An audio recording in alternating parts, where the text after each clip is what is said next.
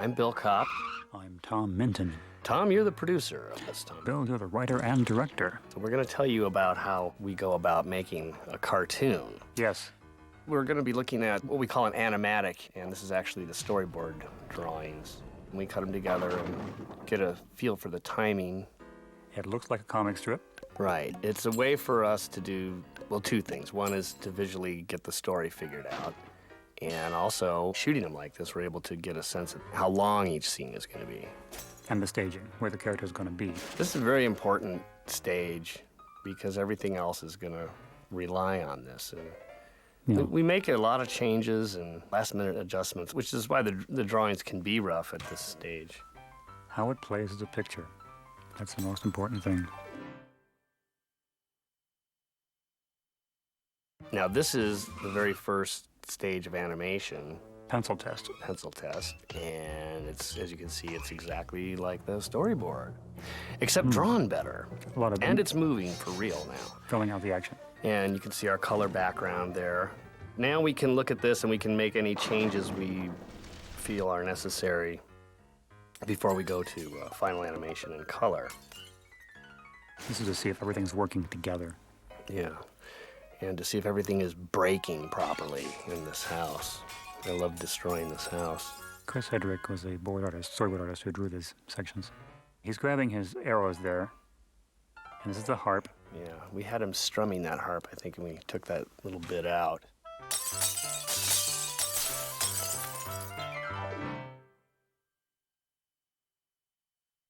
And here's the final color version. We give them this very expensive, fancy home because we knew we were going to destroy everything in it. And it's more fun to break valuable things. One thing you'll notice here is this animation, if you compare this color footage with that in the final picture, you'll notice this is longer. It goes on longer, it's slower. This is the first time anybody's ever done this on a DVD. We're showing you the dirty laundry. We're showing you the thing that's what we do before we fix it.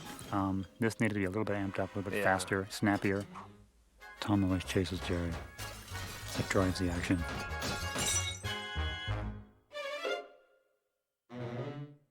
Of course, sound effects add a lot to a cartoon. And music. And music. Oh, yes, we spared no expense there. That's it. Amazing. Amazing. There you go.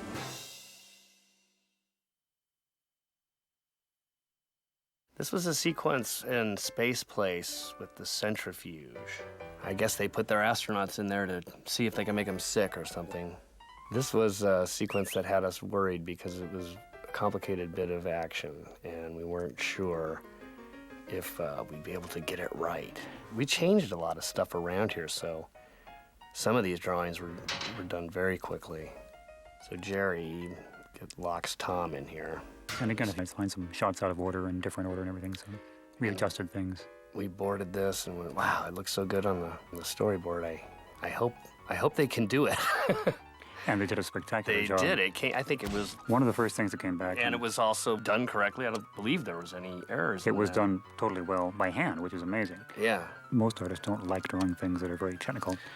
In Machines, this industry, yeah. And you can see it's sort of roughly drawn here on the board. Because if ever anything's screened to be done by CGI, it's this centrifuge. It's all technical drawing. This was the stuff where the ball comes off and starts getting banged around by the pole that is still spinning. Alert viewers will notice a perspective error as the ball doesn't get small enough at the far end. But lo and behold, the animation, well, you'll see in a second. As you'll see. Momentarily. Was a very pleasant surprise. Right when he drips out of here. Out he comes all liquefied. There's Jerry laughing at... Okay, now here comes the pencil test.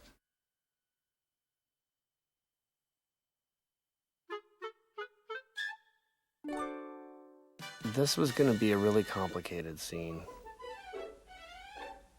We took some stuff out. I can't remember what it was now, but there was a lot of maneuvering to get these characters in this room somehow. It's very important when you're animating characters that you compose your shots so that they feature the character. You do only one thing at a time. That way you guys can follow the action if one thing at a time happens. That makes sense. Yeah, it makes sense as well as being funny and all that. I love the animation of him getting squished into this chair. It turned out really good. Those drawings are funny. The one shot of Jerry turning the dial up, which we keep coming back to here, was about the first scene they animated. But there was enough for us to see that the sequence was going to work. That was it. Wow. And then when it comes off, we really wanted, throughout this whole film, to get back to the slam bang, I guess you could say, more sadistic side of Tom and Jerry, or the traditional side, really. There isn't enough of that in the world right now, so we had to do more. And it's a fascinating idea. They did a great job. It's very easy to make a confusing film. It's not always easy to make a film that makes clarity as well as doing whatever That makes else. sense. Yeah. When you color drawings, they become much slower. The color tends to slow it down because you're looking at lines here. When you color them in, they become masses, and that's what happens. And here's our beautiful Yes. animation on the centrifuge, which actually worked. But it's still drawn by hand. All the drawings you see are still drawn. The by old-fashioned way. Mm-hmm. Tom looking very cat-like in that shot. Tom's not too bright, is he? Because he sees Jerry, he runs in there, and it's just an easy matter for Jerry to lock him in there. I like that animation there of him pounding. It felt really good there. I love him trapped in there in the window, just banging helplessly. Funny drawings are important in the animation process. See how We've discovered. See how much we push that drawing. Next time you see Tom, Look at that. look at that. That's very it's That's exaggeration. humorous. You can't exaggerate it enough. Yes. Yeah, I always tell my animators, if you think you've gone too far, you've probably just gone far enough. At this stage of the game, there will still be some mistakes. Mostly, I think, color problems. Well, something will be painted the wrong color, and we have to do some retakes. Then comes, the sound effects and the music. I love that. It bounces around on that thing.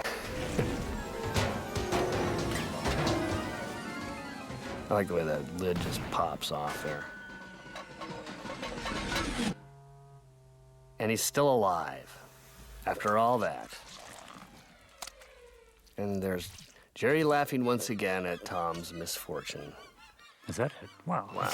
Okay, that's it.